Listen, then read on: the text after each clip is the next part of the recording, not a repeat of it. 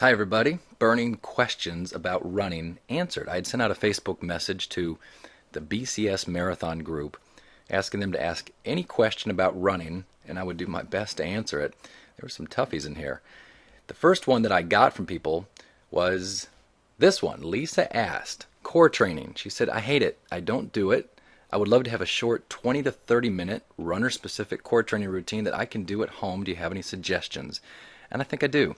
First, I want to say that 20 to 30 minutes probably is longer than you need. Well, it is longer than you need, especially for running. I would say 8 to 10 minutes, 3 days a week, you can probably get all the strengthening that you need done for your core, especially at even an intermediate level. That's all that you need. All right, here are a few suggestions. Regular old sit-ups. Now, there will be a lot of people that will say that sit-ups work only your hip flexors or the right on the top part of your leg. And it's true, they do. But they still work your abs and the middle part of your abdominal muscles and a little bit deeper as well. Sit-ups are great. One thing I like to do where it says reach up to the sky is when you come up, reach all the way up to the sky and really extend your abs and then come all the way back down. So feet are on the ground. Excuse me. Knees are up. Knees are up, feet on the ground, reach up to the sky each time you come up. The next one is oblique crunches. Now, follow along with me. Lay on your side, knees are bent about 10 degrees, and you bring your feet straight up in the air. Your hand is behind your head, and your elbow then is extending out in the air. So touch your elbow to your knee. So you're doing a crunch on the side, but don't bend your knees anymore when you bring your legs up. Don't bring them in, bring them up, and do a crunch to the side. Do 30 seconds or so, or 20 or 30 of them to one side, and 20 or 30 to the other side during the routine. The third one that's great is plank with hip drops. We've got a lot of things going on in this exercise. Shoulder stability. You've also got low back strengthening.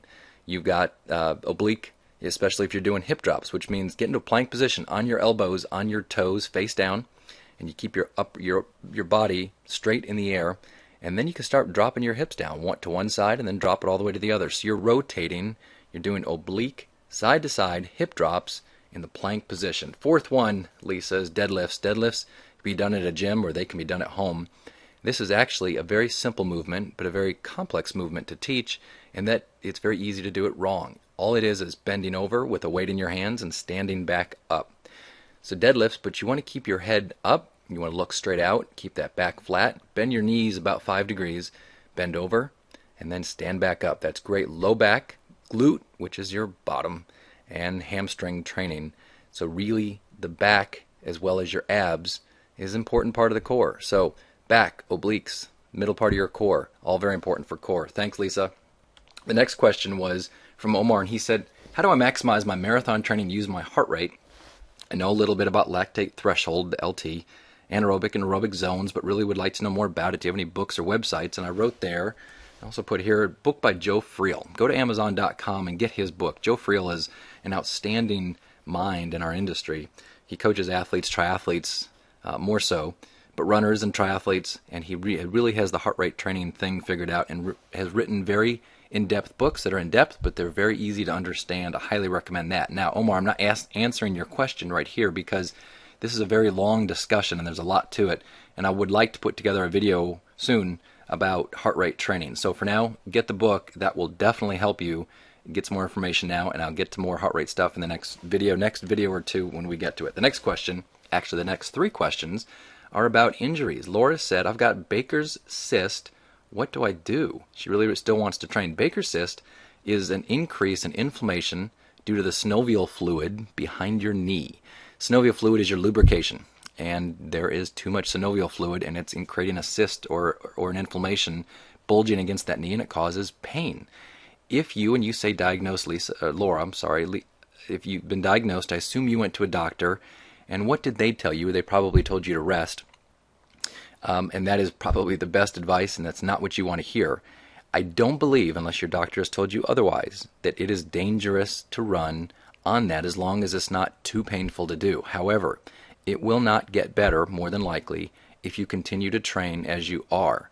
So, the 4 things we need to remember with this is rest, ice, compression, and elevation, or remember the word RICE, R-I-C-E. Rest, which means we got to back off, take a little time off, or what I would have people do is either get on a bike, that's a time when you should do some cross training, or get in the deep water of a pool and do your running workout in the deep water of the pool where your feet aren't touching the ground.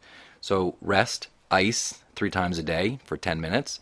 That you could just put a bag of ice or a bag of peas and wrap that around your knee, but you do need icing on there. Probably the number one best thing to do. Compression, we usually don't do that, but if you compress it, you decrease the inflammation around there. And elevate it, meaning we take that injured area and bring it higher than our heart. Well, it's not always applicable to bring your knee higher than your heart unless you're laying in bed. So during the workday, keep it up higher than it normally would be. That means resting it up on a chair. Especially if you have an injury in your ankle, you can keep that foot elevated higher than normal, and it will increase recovery. So, Laura, you can train on it. If it hurts too much, you've got to back off, ice it, take time, and ibuprofen helps as well. The next question is an injury question as well. Dawn asks, how can I adapt my gait and continue to train when I have a biomechanical malformity in my metatarsals, which those are the toe bones, which they impact prior to any other foot part. Okay, everybody, I'm really against people adapting their gait. And when I say gait, that means your stride length. So don't try to stride your lengthening your stride any further. That needs to come naturally by strengthening your quadricep muscles. And that's not necessarily done in the weight room, can be. But more important is just by running and gaining strength, stamina in your muscles through training. That will adapt your gait naturally. So if you force your gait, what's going to happen is you're just going to have some injury in another part of your body. Your body naturally has a gait that is developed based on your genetic biomechanics or based on your current abilities and level. So if you forcefully adapt your gait, you're more than likely going to find an injury in another part of your body. So what can you do to continue training? We could look at shoes, but the other thing too is this an injury that can be taken care of with rest? And I don't know that, Dawn, whether it's genetic with you or it's something that you did with an injury, but the same principles apply with all injuries. Rest it, that means backing off, getting in, biking a little bit, ice, compression, and elevation. A lot of times an injury is something you just have to deal with, and shoes can help with it. The resting, cross-training, getting in the pool, getting on the bike, giving it some time, and then getting back to it slowly and progressing back to running very slowly. Thanks, Dawn. Thomas asked, this is the first running event I've ever been a part of, so I'm wondering about shin splints or shoes that can help with shin splints. Shin splints are due to pain in your tibia bone, your shin bone, the periosteum, the thin sheath that runs around the outside of your tibia is called the periosteum, and there are nerves running through there. When you start doing too much, too fast, and there's your answers, too much, too fast, too soon, that starts to separate and causes pain. Now, in and of itself, that is not a dangerous or bad thing. You can continue to train through that as long as you can withstand the pain. Here's the problem with that, and why I recommend that you don't do it, is because that is a precursor or a sign that if you continue to do what you're doing, there's a chance that you could have a stress fracture, or a stress reaction and then a stress fracture, which means then now we're starting to affect the bone itself, and now you have some serious pain, and now you're really sidelined. So shin splints.